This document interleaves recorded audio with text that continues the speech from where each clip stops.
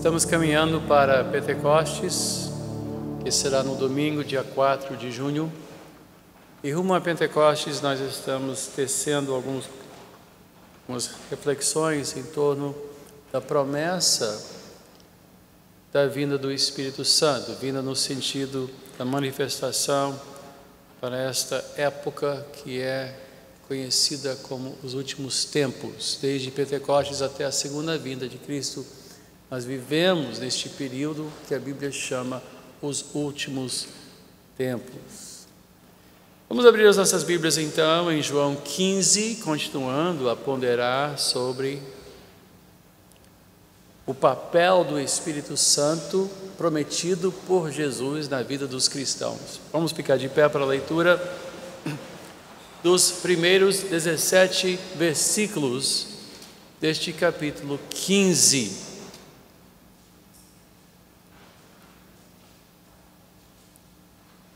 João 15, a partir do primeiro versículo. Eu sou a videira verdadeira e meu pai é o agricultor. Todo ramo que estando em mim não dá fruto, ele corta. E todo que dá fruto, ele poda, para que dê mais fruto ainda. Vocês já estão limpos pela palavra que lhes tenho falado. Permaneçam em mim e eu permanecerei em vocês. Nenhum ramo pode dar fruto por si mesmo. Se não permanecer na videira, vocês também não podem dar fruto, se não permanecerem em mim. Eu sou a videira, vocês são os ramos. Se alguém permanecer em mim e eu nele, esse dará muito fruto, pois sem mim vocês não podem fazer coisa alguma. Se alguém não permanecer em mim, será como o ramo que é jogado fora e seca. Tais ramos são apanhados, lançados ao fogo e queimados. Se vocês permanecerem em mim e as minhas palavras permanecerem em vocês, pedirão o que quiserem e lhes será concedido. Meu Pai é glorificado pelo fato de vocês darem muito fruto, e assim serão meus discípulos. Como o Pai me amou, assim eu os amei. Permaneçam no meu amor. Se vocês obedecerem aos meus mandamentos, permanecerão no meu amor, assim como tenho obedecido aos mandamentos de meu Pai, e em seu amor permaneço. Tenho-lhes dito estas palavras para que a minha alegria esteja em vocês e a alegria de vocês seja completa. O meu mandamento é este: amem-se uns aos outros como eu os amei.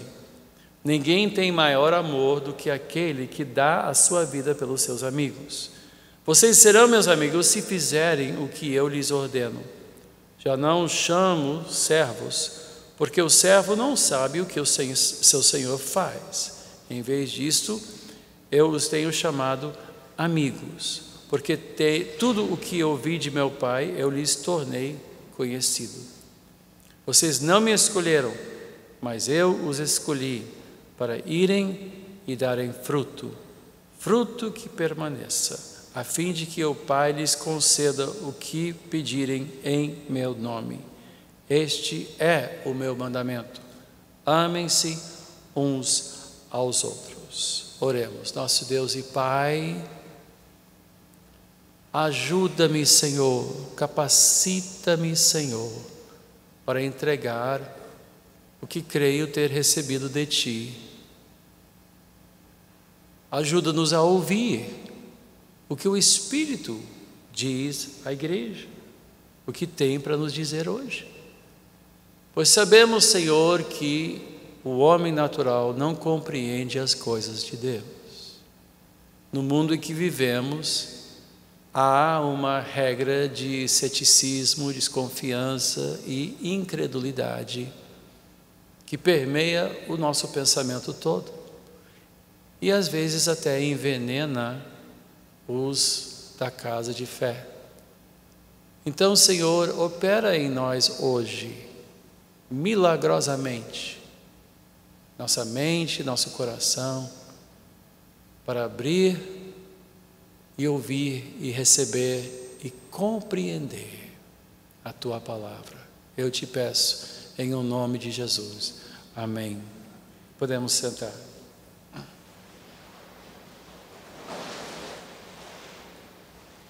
Caminhando para Pentecostes, começamos a falar sobre a promessa da vinda do Espírito Santo. No primeiro domingo falamos sobre a sua vinda e que ele seria o nosso conselheiro, o nosso guia, aquele que substituiria Cristo Jesus, que era o conselheiro, rabino, mestre. Frequentemente os discípulos se referiam a ele: mestre, nos ensina, mostra, ensina-nos a orar, explica isso, explica aquilo, as parábolas, enfim. Ele disse: importa que eu vá para que outro venha, e ele então continuará a ser um paráclito, um mestre, um conselheiro. Seguindo o caminho da Quaresma, vimos que a vida eterna é esta: é conhecer o Pai e conhecer o Filho. Mas estamos agora falando sobre o terceiro membro da Santíssima Trindade, e este então é por seu intermédio que nós temos comunhão com o Pai e o Filho. Ele abre os nossos olhos e ele proporciona para nós a capacidade de ter comunhão com o Pai e com o Filho. Domingo passado vimos que não podemos falar do Espírito Santo sem entender que ele é santo. A sua santidade tem repercussões gravíssimas para quem ignora a palavra de Deus, quem é insensível quanto à palavra de Deus. A vida no Espírito nos remete ao reconhecimento que nós somos pecadores. O que aconteceu com Isaías no templo, quando ele viu a glória do Senhor em Isaías 6, ele ficou desesperado e ele disse: ai de mim, pois sou um homem de lábios impuros e vivo entre outros de lábios impuros. E nós sabemos que o povo de Deus precisa sempre ser pautado pela santidade de Deus. E quem ignora isto corre grande risco. Nós falamos sobre a minha convicção de que nosso país está sob juízo. Nós estamos sob juízo. E que esse juízo ainda não arrasou a igreja, mas vai porque a igreja não tem vivido piedosamente. Nós não temos visto uma igreja piedosa no Brasil, e sim uma igreja festeira, uma igreja muito voltada para a aquisição de benefícios através de correntes de oração e truques e objetos, em vez de ser uma igreja arrependida, piedosa, casta, fiel, comprometida com a palavra de Deus, que treme perante a palavra de Deus. É uma igreja por demais carnal. Isto é motivo de tristeza. E como Isaías clamou: até quando, Senhor? E o Senhor respondeu: até que tudo esteja arrasado. E eu creio que nós estamos para ver dias quando grandes e muito infelizes surpresas vão nos arrebatar e vão nos deixar chocados. E é importante que nós temamos ao Senhor. Segue então a pergunta: como o Espírito age em nós? Qual é a dinâmica da ação do Espírito Santo? E embora o nome dele não seja mencionado, na nossa passagem, na nossa leitura hoje, que se encaixa exatamente entre a primeira promessa de João 14 e a promessa reafirmada em João 16, que nós ainda vamos estudar, nós temos aqui a dinâmica de uma vida cristã de comunhão com Deus. E isto acontece pelo poder do Espírito, faz parte desse pensamento todo da vinda e da atuação do Espírito Santo em nossas vidas. Comunhão com Deus é uma rua de duas mãos. Para ser franco, é mais um círculo virtuoso. Já ouviram falar de um círculo vicioso, né? Esse é um círculo virtuoso. Nós temos que habitar nele, e se nós habitarmos nele, ele então habitará em nós, né? Ele trabalhará em nós, e na medida que ele habitar em nós, nós poderemos conviver uns com os outros e continuar a crescer nesta comunhão sagrada com Deus. É uma coisa extraordinária ver que nós somos convidados, nós somos salvos, redimidos, comprados para termos comunhão com Deus vivo. Isso é uma coisa extraordinária. Como Jesus disse, esse que está com vocês estará atuando no seu íntimo, no seu interior. E aqui Jesus usa o símbolo da videira para explicar a nossa vida espiritual. A videira era o grande símbolo da nação de Israel. Quando ele falou videira, os discípulos com certeza ficaram alertos ao ouvir. Por quê? Porque representava a nação. Isaías 5, versículo 7, vemos essas palavras: pois bem, a vinha do Senhor dos Exércitos é a nação de Israel, e os homens de Judá são a plantação que ele amava. Só que continua dizendo, ele esperava justiça, mas houve derramamento de sangue. Esperava retidão, mas ouviu gritos de aflição. Em todo caso, Israel se via como a plantação, como a videira que o Senhor cuidava. Inclusive, os próprios portais do templo foram decorados com uma enorme videira. Havia uma escultura, né? E essa videira era decorada, e ao longo dos anos pessoas vinham e faziam doações de folhas em metais preciosos e enfim, era um símbolo que todos conheciam muito bem. E Israel tinha essa identidade muito forte de ser a plantação do Senhor, a videira do Senhor, que representava o seu vigor e o seu elo com Deus. Só que, problema, Jesus tinha muitos embates com os líderes de Israel, especialmente os líderes religiosos, e alguns talvez até duvidassem que ele fosse um verdadeiro judeu, que ele fosse um homem piedoso, né? E com essa palavra ele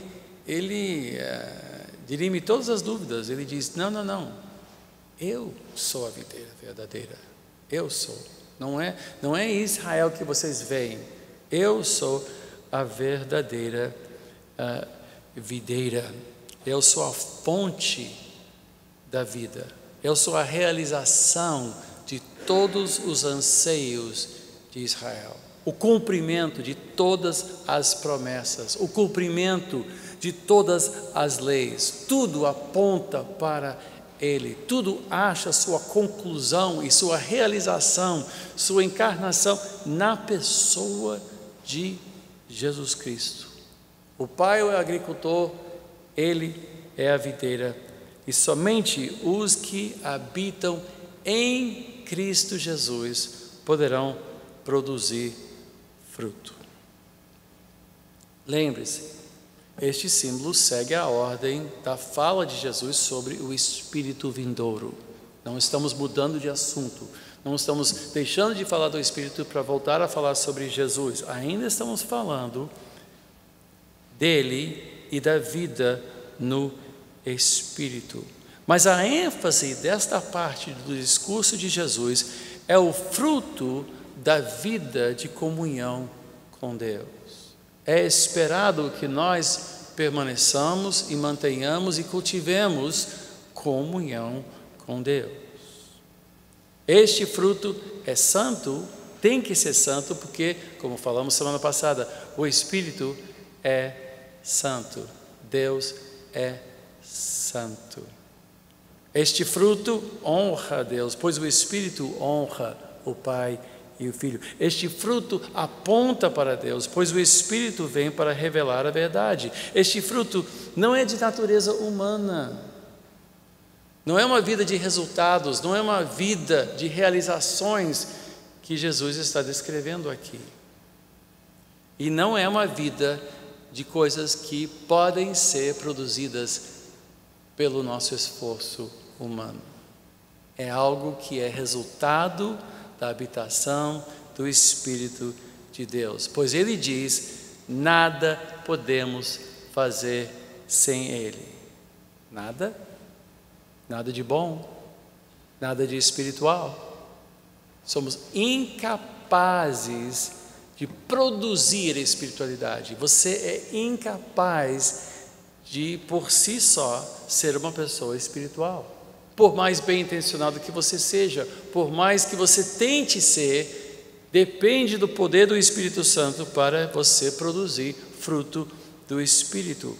E Paulo, muito tempo depois, mostraria a diferença entre o que nós produzimos naturalmente e o que o Espírito produz. Abra em Gálatas, capítulo 5, versículo 16. Vamos gastar um tempinho vendo aqui, ele descreve muito bem.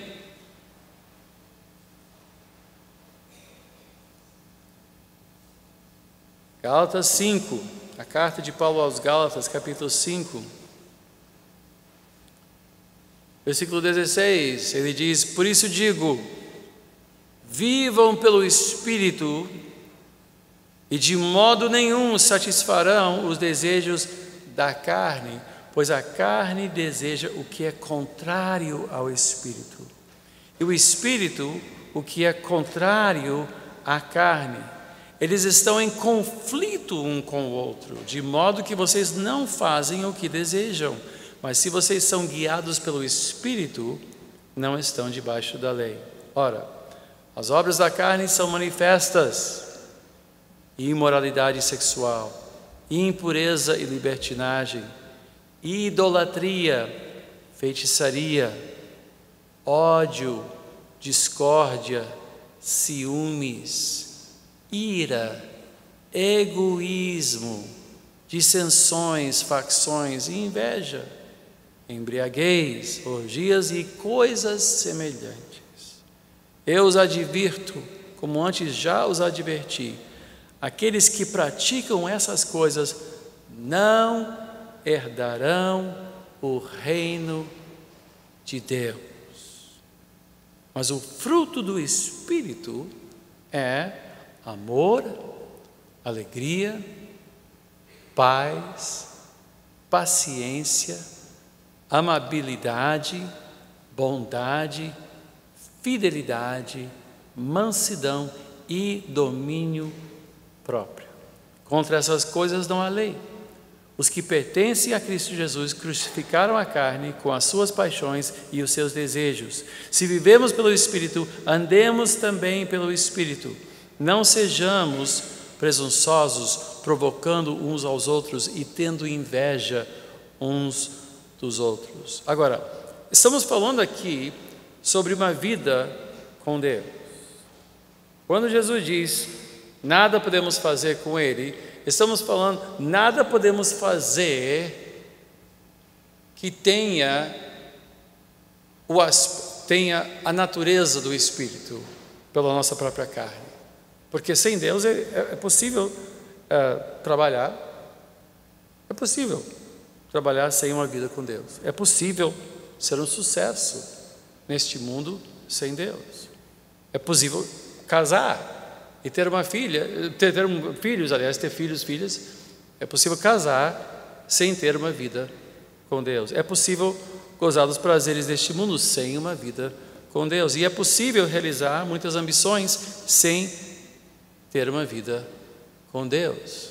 Não é que a gente está paralisado e incapaz de viver ou respirar ou andar sem Deus. Podemos fazer tudo isso sem Deus, mas levará sempre ao mesmo fim: a morte, a vazio, a nada. Será uma vida sem nenhuma consequência. sem nenhum resultado benéfico no fim. Pois uma vida com Deus é a única vida que nos proporciona salvação eterna. Podemos fazer todas essas coisas, mas se fizermos todas essas coisas com Deus, o resultado é completamente diferente. Em vez de vã ambição, em vez de vanglória, em vez de inveja, em vez de ciúmes, em vez de ódio, em vez dessa falta de paz e falta de domínio próprio, podemos realizar todas essas coisas, ter uma família, ter um emprego, ter um trabalho, ter uma vida até bem-sucedida, mas se isso for no poder do Espírito, o resultado é completamente diferente. O alvo da nossa vida é um fim eterno com Deus, uma vida eterna com Deus. Não é apenas uma vida bem-sucedida hoje. O sucesso é sempre algo de curto prazo, porque sucesso vai e vem. E o sucesso dura apenas por uma vida. Vez após vez, a Bíblia nos admoesta para não ter inveja dos aparentemente bem-sucedidos. Por quê? Porque quando descerem para o túmulo, acabou. Mas para aqueles que estão em Cristo, a vida é eterna. E sem o fruto do Espírito, é impossível herdar o reino de Deus. E esta é a questão. Esta é a questão. Por isso nós temos que levar a sério esta dinâmica da vida em Cristo e a vida no poder do Espírito. Voltemos então para João 15. Vamos lá, vamos voltar para o texto básico. Vamos falar sobre o texto agora, diretamente. Ele começa com essas palavras em versículo 1. Eu sou a videira verdadeira e meu pai é o agricultor. Todo ramo que estando em mim não dá fruto, ele corta, e todo que dá fruto, ele poda, para que dê mais fruto. A vida espiritual tem que ser vivida intencionalmente. Temos que habitar, temos que depender, temos que cultivar uma vida com Deus. Não existe piloto automático nesta jornada. Simplesmente estar em Cristo não é o mesmo que pertencer. Simplesmente estar em Cristo não é o mesmo que permanecer em Cristo. É exatamente o que o texto diz. Todo aquele que está em mim, mas não produz fruto. Ou seja, é possível estar em Cristo e não permanecer em Cristo. Há pessoas que não crescem com Deus, se acham cristãos. Eu estou em Cristo, mas você não permaneceu em Cristo. Permanecer compreende o quê? Uma atividade contínua, uma intencionalidade contínua. É um processo, não adianta apenas ser, tem que permanecer. E o texto é muito claro sobre isso. Todos aqueles que estão, mas não produzem fruto porque não estão permanecendo. Não há uma intenção, não há uma dinâmica. E essas pessoas que se acham cristãs, e mais uma vez vemos o elemento de juízo aqui, mesma coisa que nós falamos semana passada, que para mim foi tão impactante, tão dramático, é um processo contínuo. Esse juízo é um processo contínuo. Todo aquele que se acha crente, que está em Cristo, mas não permanece em Cristo, e ele vai descrever como é que isso acontece, vamos ver isso logo. Mas esse então é cortado. Isso é muito grave. Isso é muito grave. A oração que Jesus nos ensinou inclui a palavra: e não nos deixes cair em tentação. O que isso quer dizer? Não nos deixes cair pela estrada e ficarmos para trás. É claro que diariamente precisamos que Deus nos perdoe e nos renove, mas há uma possibilidade desta jornada acabar antes de chegar ao seu alvo. Há pessoas que não estão em Cristo, estão em Cristo, mas não permanecem em Cristo. Nós temos que diariamente cultivar uma vida no Espírito. E mesmo para aqueles que continuam a permanecer, não é uma vida indolor. Compreende um processo dolorido. Ser crente não é viver numa bolha e viver de bem com a vida o tempo todo. Quem está em Cristo e permanece em Cristo sofre regularmente uma poda divina. Eu não sei se você tem alguma experiência de cuidar de um jardim, especialmente de árvores frutíferas ou de uma videira. A videira, obviamente, é o exemplo, né? Quem cultiva uvas sabe que para que as uvas tenham saúde, para que produza bom fruto, precisa cortar os galhos secos, os galhos que não produzem, mas às vezes também tem que tirar alguns dos frutos bons, tem que ir cortando alguns para que haja um bom espaço, para que a videira tenha saúde para produzir o seu fruto. E o que Jesus descreve aqui é que a vida cristã envolve um processo contínuo de limpeza, de cortes, de sacrifícios, e não necessariamente coisas que nós abrimos mão, mas que Deus arranca da nossa vida. Há coisas que não são ilegítimas, não são necessariamente pecaminosas, mas que nos atrapalham, que Deus corta. Coisas que nós idolatramos. Às vezes os nossos benefícios nos fazem mal. Às vezes as nossas bênçãos não são bênçãos, coisa nenhuma. São coisas que atrapalham a nossa jornada com Deus. E Deus, sendo o Pai, sendo o agricultor, vez por outra, vem e corta certas coisas da nossa vida. E nós não gostamos disto. A vida cristã, gente, é uma vida dolorida. A vida com Deus é uma vida que está sempre debaixo da disciplina do Senhor, que vai limpando e vai podando. O resultado desta poda é fruto. Produzimos bons frutos. Versículo 7, ele continua: se vocês permanecerem em mim e as minhas palavras permanecerem em vocês, pedirão o que quiserem e lhes será concedido. Meu Pai é glorificado pelo fato de vocês darem muito fruto, e assim serão meus discípulos. Como o Pai me amou, assim eu os amei. Permaneço no meu amor. Se vocês obedecerem os meus mandamentos, permanecerão no meu amor, assim como tenho obedecido aos mandamentos de meu Pai, e em seu amor permaneço. Tenho-lhes dito essas palavras para que a minha alegria esteja em vocês e a alegria de vocês seja completa. Veja só, quando nós permanecemos em Cristo, Ele é glorificado, o Pai é glorificado, e mais, quando nós oramos, Ele atende às nossas orações. A vida de oração assume uma dimensão diferente. Nós estamos mais em sincronia com Deus, mais em harmonia com Deus, mais sensíveis aos propósitos de Deus. E quando nós oramos, nossa oração é respondida, ao ponto de Jesus dizer: pedirão o que quiserem. Quem não gostaria de ter todas as suas orações respondidas por Deus? Todos querem.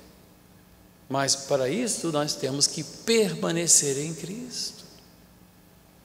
Mas quem permanece em Cristo será agraciado pela alegria do Senhor.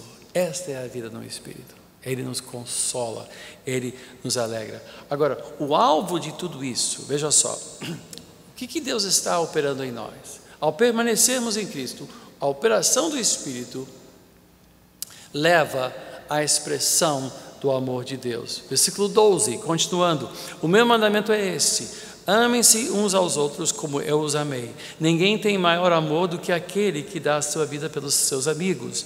Vocês serão meus amigos se fizerem o que lhes ordeno. Já não os chamo servos, porque o servo não sabe o que o Senhor faz. Em vez disso, eu os tenho chamado amigos, porque tudo o que ouvi do meu Pai, eu lhes tornei conhecido.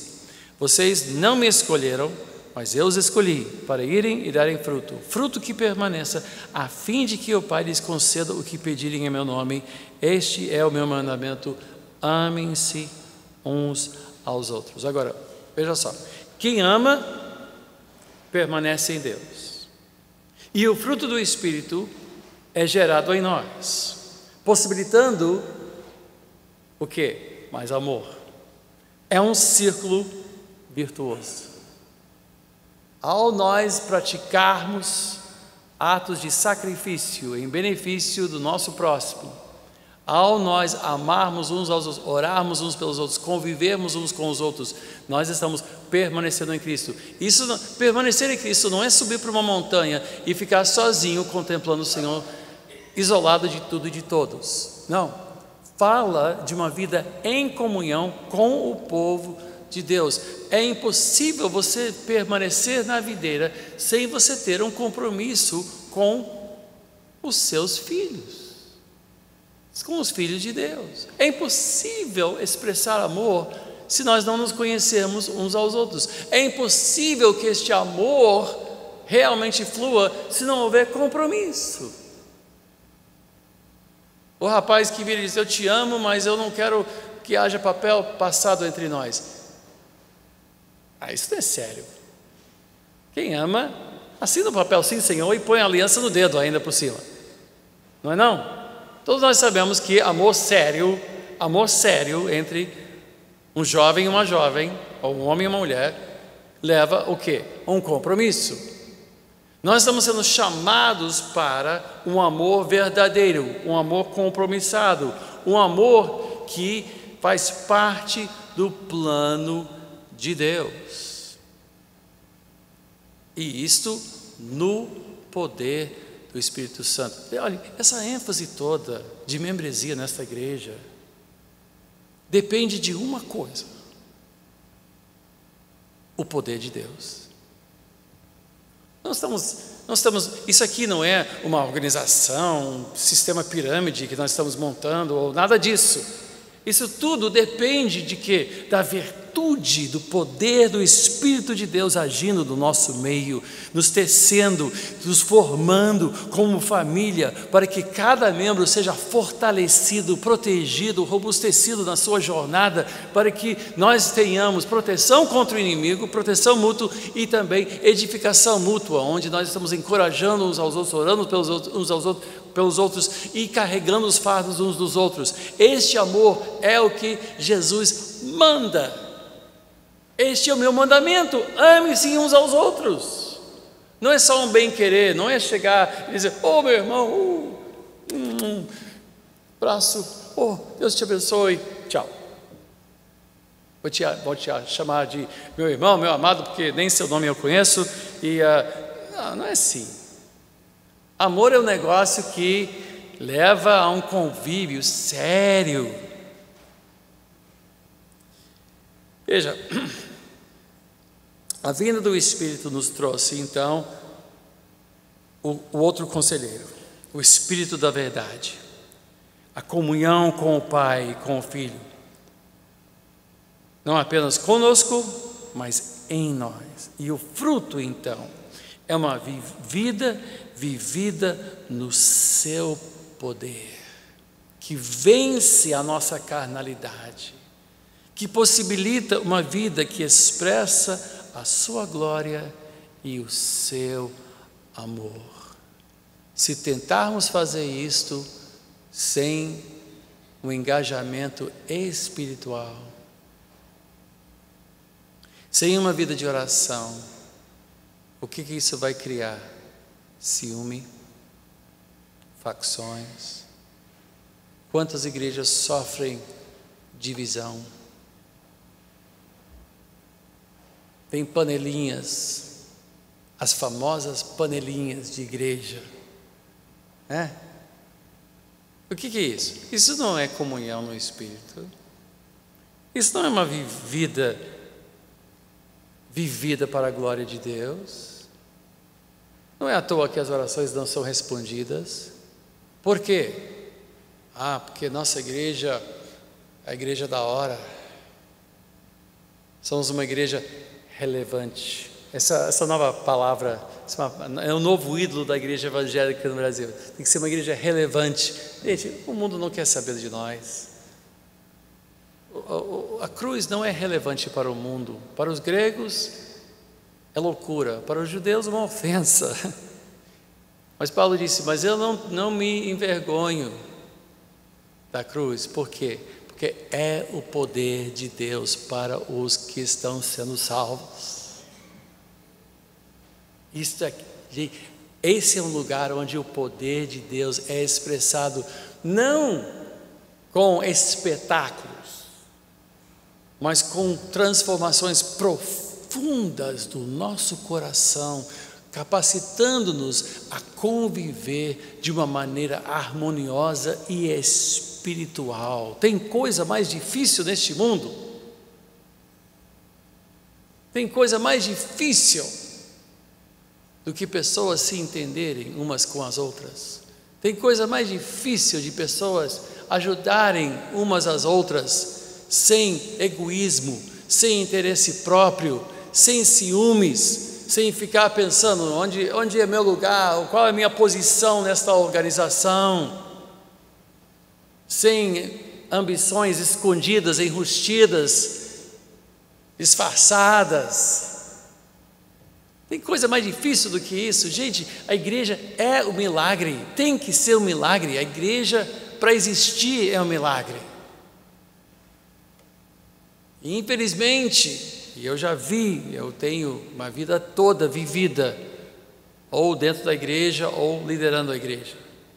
Este ano, acabei de completar 37 anos de ministério, 37 anos de ordenação. Vou completar 61 anos, eu nasci na igreja. E o que eu já vi ser feito em nome de Jesus Cristo, que de Cristo não tinha nada, de vaidade, de ambições, de líderes que se achavam o máximo,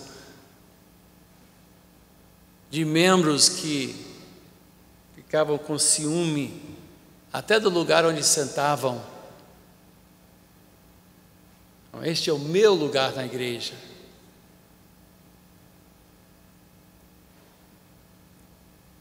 Pessoas se separarem, se dividirem por bobagens.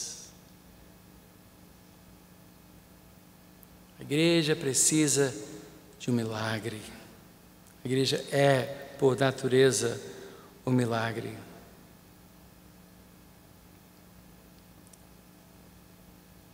Assim como Isaías gritou, eu sou um homem de lábios impuros. Nós temos que entender que nós somos carnais. Nós temos que confessar os pontos fracos da nossa carne que dificultam a nossa contemplação da glória de Deus. Quem permanece em Cristo não tira os olhos dele, paga o preço de ter que olhar no espelho e entender que não fosse pela graça de Deus, nós seríamos consumidos. Quem permanece em Cristo, lê, ora, vive em comunhão, não foge quando tem um pequeno desentendimento, não torce o nariz quando o culto não é do seu agrado.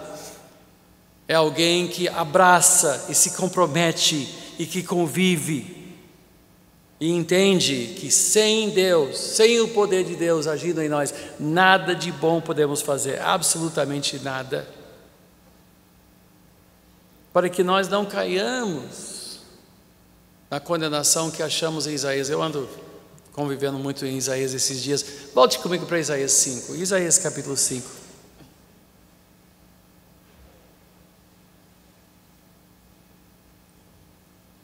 Isaías 5, veja só, que triste essa canção.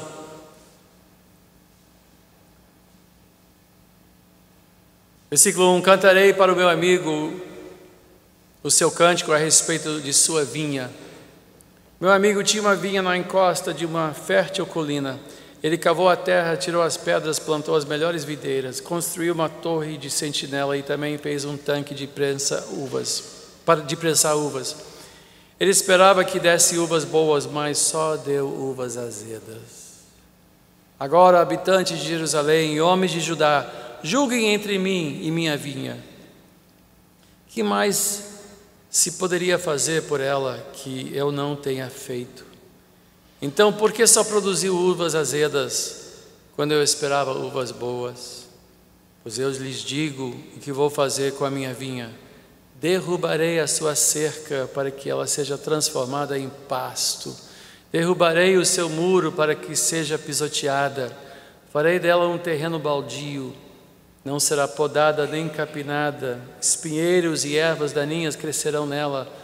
Também ordenarei às nuvens que não derramem chuva sobre ela. Pois bem, a vinha do Senhor dos Exércitos é a nação de Israel, e os homens de Judá são a plantação que ele amava. Ele esperava justiça, mas houve derramamento de sangue; esperava retidão, mas ouviu gritos de aflição. A abundância em Cristo, o que Ele pode fazer por nós, o que Ele já fez por nós, não há mais o que fazer. Ele deu o seu próprio Filho por nós, nos ofereceu a graça gratuitamente, derramou sobre a sua igreja com abundância, o preço foi pago, fomos adotados, enxertados e estamos em Cristo. Mas agora o que nós vemos é uma igreja que não celebra o seu Senhor, mas celebra a si mesma.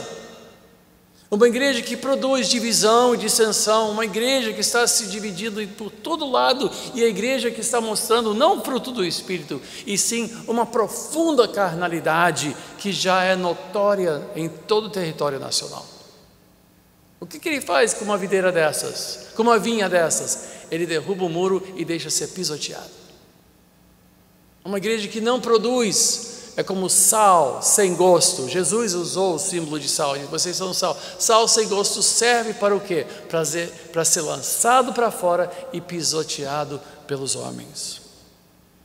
Importa que nós permaneçamos nele intencionalmente, obedientemente, atentamente, em oração, no consumo da palavra e em comunhão com os nossos irmãos. Para fazer isto, precisamos do poder do Espírito Santo. Precisamos de uma renovação do Espírito. Precisamos ser cheios do Espírito Santo. Novamente cheios do Espírito Santo. A igreja precisa, não de um novo Pentecoste. Pentecoste foi, nós vamos falar sobre Pentecoste, obviamente, no dia de Pentecoste. Mas nós temos que cultivar e nos abrir e sermos cheios do Espírito Santo, para que a igreja não se torne uma vinha estéril de uvas amargas e azedas. Para que o verdadeiro vinho do Senhor seja produzido aqui, temos que ser galhos que vivem recebendo a sua vitalidade do Espírito, da videira verdadeira, no poder do Espírito. Temos que ser pessoas vivendo a vida cristã intencionalmente, ativamente, diariamente. Há muitas igrejas e há muitas pessoas que frequentam a igreja por hábito, mas chegam de coração frio e esperam que a igreja as reanima.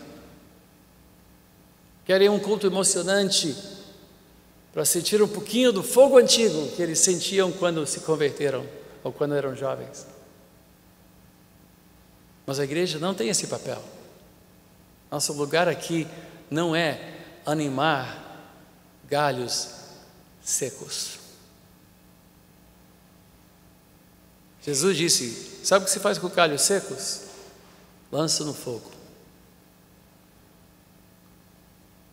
O papel da igreja é o cultivo de galhos que estão em Cristo, permanecem em Cristo. Há muito trabalho a ser feito na igreja, de ensino da palavra, de oração, o louvor, enfim, os nossos cultos. Mas há muito trabalho que nós temos que fazer também no nosso lugar secreto de oração, cada um de nós. A igreja não ressuscita galhos. A igreja é um lugar de cultivo.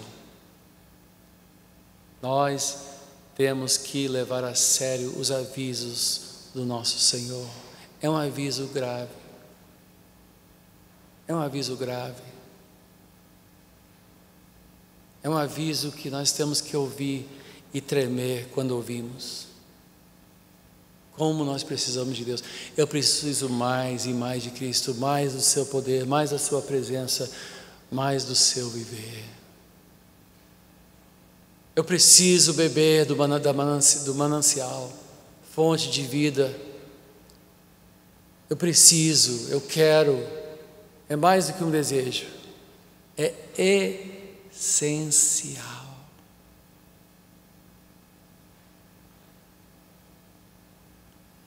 Que palavras dramáticas. Não é só uma imagem bonita de uma videira. Esta é a nossa vida. Esta é a nossa esperança. Se nós depositarmos toda a nossa esperança de vida espiritual apenas num culto dominical, que assistimos, sem vínculo com ninguém, com nada, sem um compromisso de amar o nosso próximo, acho que estamos nos enganando. Isso não é permanecer em Cristo. Isso é estar em Cristo. Mas eu pergunto, a sua vida é pautada pela paz de Cristo? Por domínio próprio? Essas virtudes que Paulo menciona estão presentes em sua vida, estão crescendo em sua vida?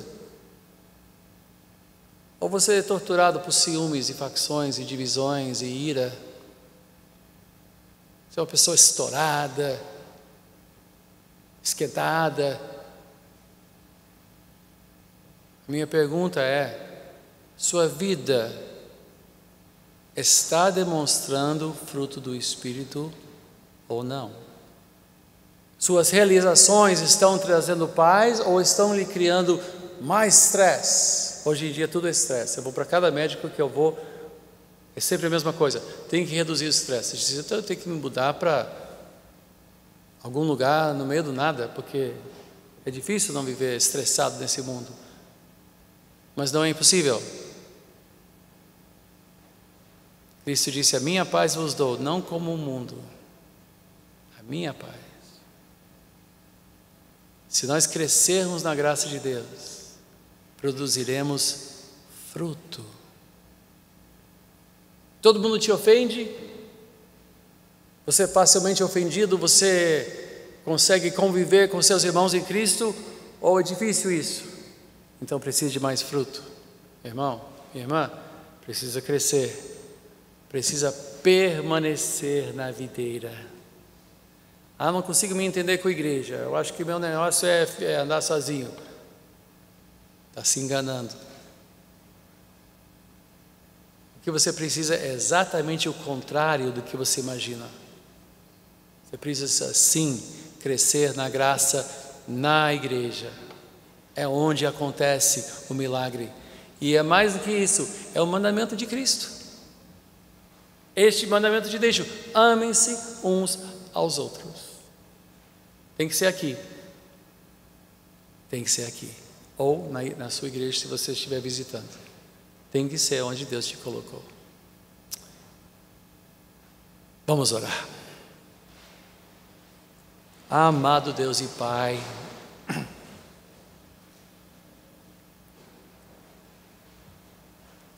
Tua palavra maravilhosa, é verdadeira, é fiel, e nos atinge e nos convence. Senhor, que possamos tomar as decisões concretas no uso do nosso tempo, na ordenação das nossas prioridades, criando espaço em nossa vida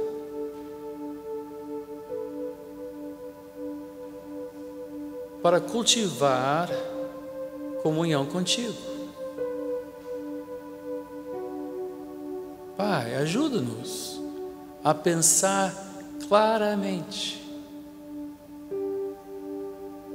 para reorganizarmos a nossa vida em torno da única coisa que nos dará a vida, que é permanecer na videira e viver dependente do Espírito.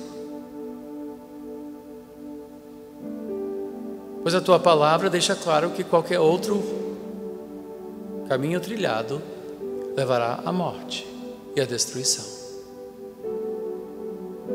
E Pai, não temos levado a sério o tanto quanto deveríamos esta diferença de vida e morte, e luz e trevas.